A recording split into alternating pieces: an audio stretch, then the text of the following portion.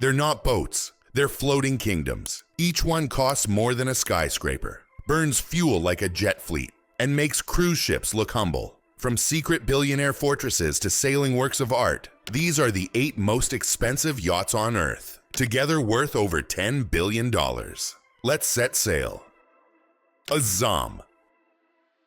When you're worth hundreds of billions, you don't buy a yacht. You commission a moving country. And that's exactly what the late Sheikh Khalifa bin Zayed Al Nahyan did with a ZOM, the undisputed titan of the seas. Built by Lursen Yachts and measuring an unbelievable 180 meters, 590 feet, a ZOM still holds the record as the world's longest private yacht. She's powered by gas turbines and diesel engines producing over 97,000 horsepower, driving her sleek hull at 31.5 knots, faster than many naval destroyers. Inside, French designer Christophe Leoni crafted an interior reportedly inspired by classical French opulence, with crystal chandeliers and intricately carved woodwork. The total build cost hovers around $600 million. Though with this much craftsmanship, that number might just be a rounding error. Think of a ZOM less as a yacht and more as a floating palace crossed with a bullet train.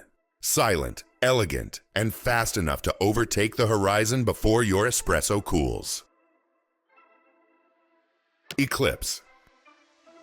If yachts had royalty, Eclipse would wear the crown. Built by Blohm plus Voss in Germany and stretching 162.5 meters, 533 feet, she's a masterpiece that once held the title of the world's largest private yacht. Commissioned by Russian billionaire Roman Abramovich, Eclipse isn't just a boat. It's a floating fortress disguised as a luxury resort. She's equipped with 2 helipads, 2 swimming pools, a nightclub, a mini submarine, and even an anti-drone defense system to keep unwanted lenses away. Power comes from massive diesel engines that give her a cruising speed of 22 knots, while the interior, designed by Terence Disdale, is all about understated wealth, light tones, vast spaces, and quiet opulence. Estimates for her total cost range from $600 to $700 million, depending on upgrades and refits. For perspective, that's about the price of a small passenger jet fleet. Eclipse redefined what it meant to travel privately. She's not a yacht so much as a private island that decided to move. Dilbar. If yachts had a heavyweight division, Dilbar would win by knockout. Built by Lursen Yachts and delivered in 2016 for Russian billionaire Alisher Usmanov. She's 156 meters long but far more impressive in volume, tipping the scales at nearly 16,000 gross tons, the largest of any private yacht afloat.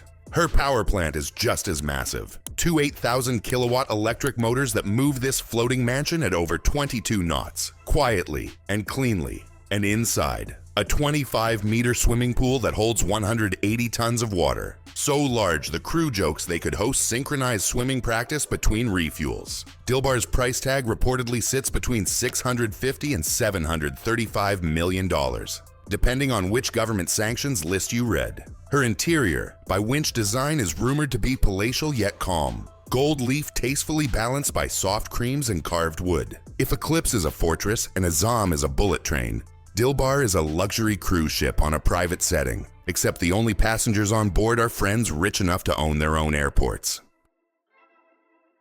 Blue.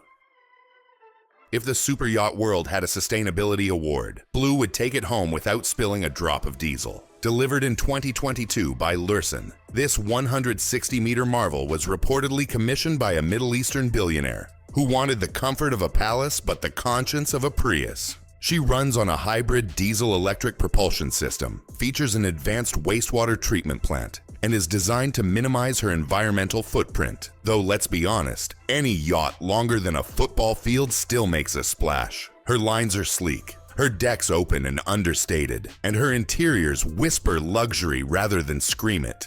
Industry sources estimate her cost at around $600 million, though Lursen, ever discreet, won't confirm. She's not flashy like Eclipse or flamboyant like Sailing Yacht A. Blue is quiet wealth personified. If the sea were a catwalk, she'd glide past wearing a tailored tuxedo while everyone else sparkles in sequins. In short, Blue proves you can go green, even when your home address occasionally changes oceans. Kourou plus Abiona. When you're Jeff Bezos, you've already been to space, so the only logical next step is to conquer the sea. Enter Koru, his 127-meter sailing yacht, and her loyal companion, Abiona, a 75-meter support vessel built by Oceanco and Damen. This two-yacht setup reportedly cost around $500 million, because apparently, one super yacht just doesn't cut it anymore. Koru, meaning new beginnings in Maori, channels 1930s maritime romance rather than Silicon Valley flash. Her 3 carbon fiber masts soar higher than the Statue of Liberty, and the wooden deckwork feels more Hemingway than Hyperloop. Abiona, meanwhile, carries the toys, helicopters, jet skis, tenders, and the crew who keep the main yacht looking effortless. Fun fact, when Koru was launched in the Netherlands, a historic bridge had to be partially dismantled to let her pass, causing mild outrage and massive headlines. Bezos later denied requesting it, but the symbolism stuck. When your yacht needs urban engineering support, you've clearly made it. Together, Koru and Abiona are less weekend escape and more floating empire, designed to keep their owner at sea, or above it, indefinitely. Folk Al-Salama. If Folk Al-Salama were a person, she'd be that quiet billionaire who never flaunts wealth, but somehow owns half the city. Built by Mariotti Yards in Italy and delivered to the Sultan of Oman in 2016, this 164-meter vessel is often mistaken for a naval supply ship. That's partly true, because she's both a royal support vessel and a floating palace rolled into one. Her name means ship of peace, but her scale is pure intimidation. She carries conference rooms, crew quarters for over 100 people, a helipad, and garages for smaller craft. Essentially a mobile headquarters for the Omani royal family. Estimates place her cost around $500 million, though good luck finding an official number. Oman's royal press office treats her details like a state secret. From the outside, she's understated. No flashy curves or glowing decks, but insiders describe an interior fit for royalty. All marble floors and gold trim. If Eclipse is a fortress and Koru a classic beauty, Folk Al-Salama is the embassy of the sea, sailing diplomacy disguised as serenity. Sailing Yacht A.